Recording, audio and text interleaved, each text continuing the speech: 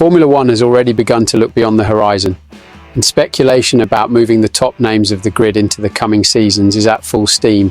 Although Max Verstappen has a contract with Red Bull until 2028, the team is already starting to plan for the future and think of options to maintain its dominance after Sergio Perez's retirement in 2026. What surprised many was the mention of a name in Mercedes, George Russell. Would Red Bull be looking at the young British?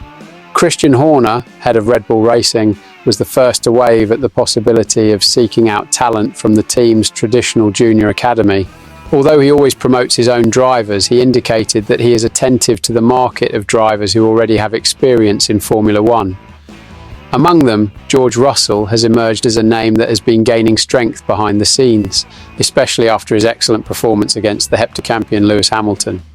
Red Bull's advisor, Helmut Marko, fueled this hypothesis even more during a recent interview.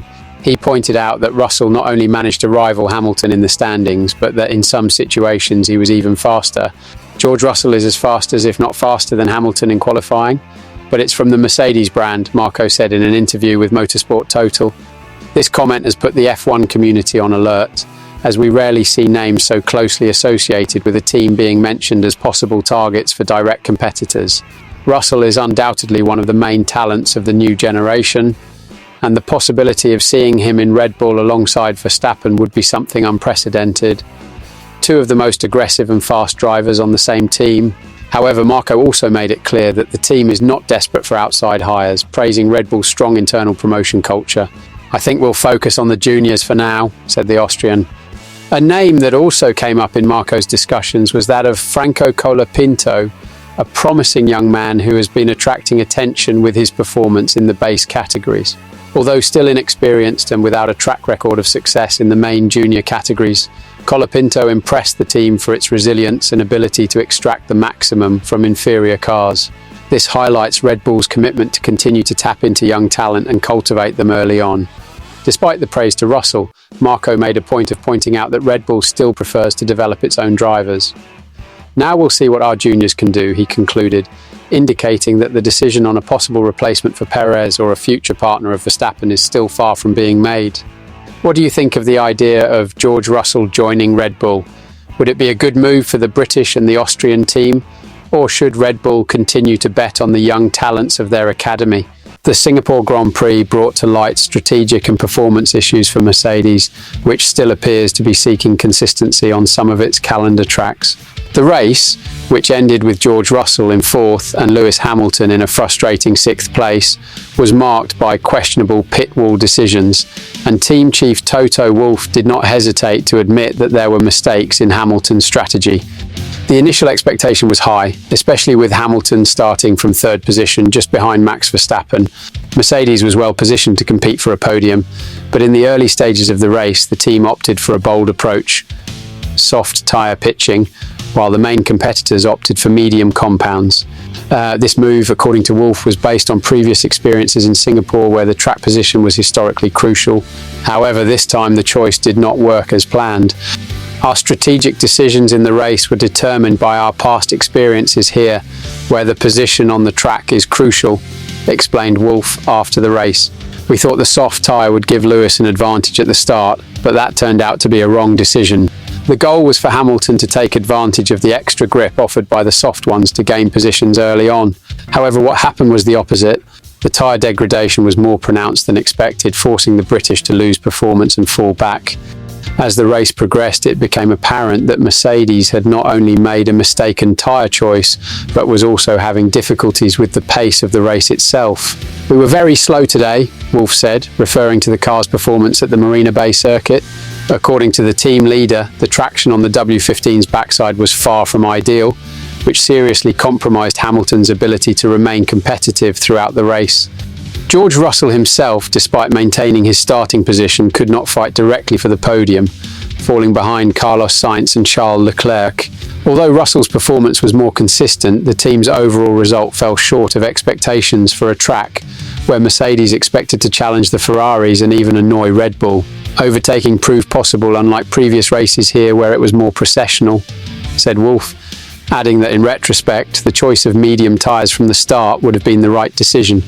What also caught the eye was Mercedes' difficulty in dealing with the heat and traction conditions required on circuits such as Singapore and Baku. "We are currently struggling with hot and demanding tracks in terms of traction," Wolff revealed, acknowledging that these are clear weaknesses of the W15 that need to be addressed. "That's no excuse," he added, reinforcing the team's commitment to seeking improvements. As the championship moves into its final stages, Mercedes still faces significant challenges if it wants to consolidate itself as Red Bull's main rival force. Inconsistency on more challenging tracks, coupled with questionable strategic decisions, has taken a heavy toll in recent races, but Wolff keeps hoping that the team can and should react in the upcoming races, adjusting both the car and strategy to ensure more consistent results. What did you think of the Mercedes decision in Singapore? Can the team fix these problems before the next races? Don't forget to leave your opinion in the comments. In a scenario where every point scored can make all the difference, Haas driver Nico Hulkenberg showed his resilience and defensive skill at the tough Singapore GP. In a race marked by tension and careful strategies, Hulkenberg stood out by holding nothing less than a Red Bull in the decisive moments of the race. The German, known for his experience and consistency, finished the race in 9th place, a remarkable feat considering the pressure he faced from top competitors. Right after the race, Hulkenberg reflected on his performance with a firm and determined posture. "We managed to put ourselves in a very good position since the classification. I had a good start and a clean race," said the veteran, relieved by the result. More than that, his relentless defence against Sergio Perez in the final moments of the race was proof that no matter which car is ahead or behind, his priority is always to secure important points for the team. "I don't care if it's a Red Bull or who it is. What matters is that we get those points," he said with conviction. Singapore, a track known for its difficulties and high tyre wear, brought an extra challenge to Hulkenberg. Even so, he stood firm in the defence against Fernando Alonso of Aston Martin and Perez of Red Bull.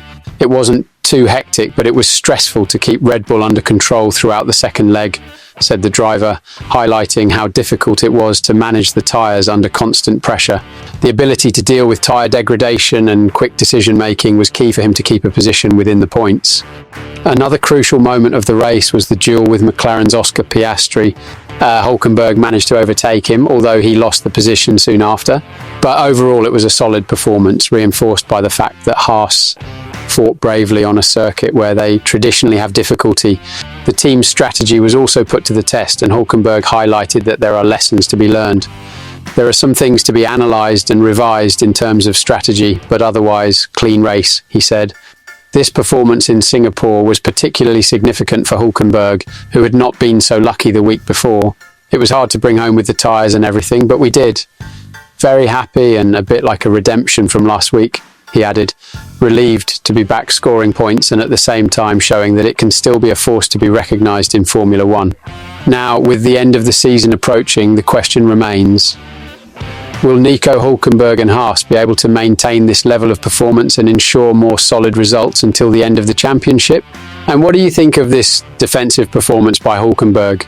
The title race in Formula One remains fierce, and Lando Norris has stood out as a serious contender against Max Verstappen.